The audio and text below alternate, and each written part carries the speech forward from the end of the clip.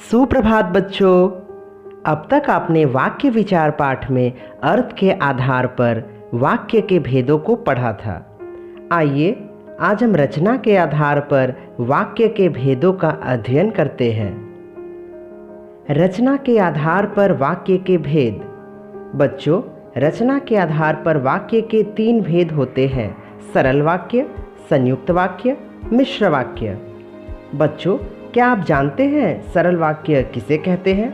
आइए मैं आपको बताता हूँ।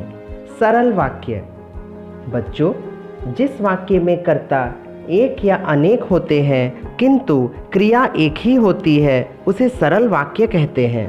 जैसे महेश और दिनेश पुस्तक पढ़ते हैं।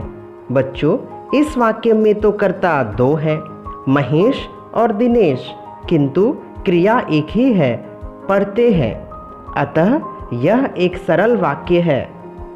बच्चों, आइए अब संयुक्त वाक्य पढ़ते हैं। दूसरा, संयुक्त वाक्य, जिस वाक्य में 2 स्वतंत्र या समान स्तर के उपवाक्य और तथा, किंतु, परंतु, या, अथवा आदि समुच्चय बोधक से जुड़े होते हैं उसे संयुक्त वाक्य कहते हैं। जैसे सवेरा हुआ और पक्षी चहचहाने लगे।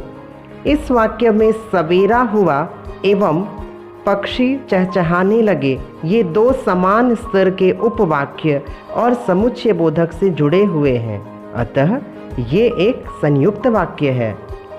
बच्चों, रचना के आधार पर वाक्य का तीसरा भेद है मिश्र वाक्य। मिश्र वाक्य बच्चों, जिस वाक्य में एक मुख्य उपवाक्य एवं एक आश्रित उपवाक्य की, जो, जिसकी, जैसे, जो, वह, जब तक, ज्यों त्यों, जैसे वैसे, जहाँ वहाँ, कहीं, ताकि आदि समुच्चय बोधक शब्दों से जुड़े होते हैं उसे मिश्र वाक्य कहते हैं। जैसे उस अध्यापिका को बुलाइए जो लाल साड़ी पहने हैं।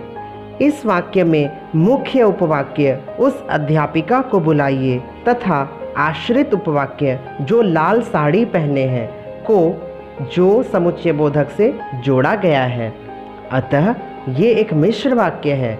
बच्चों, अब आप अच्छी तरह समझ ही गए होंगे कि वाक्य के कितने भेद होते हैं और उनकी क्या पहचान होती है।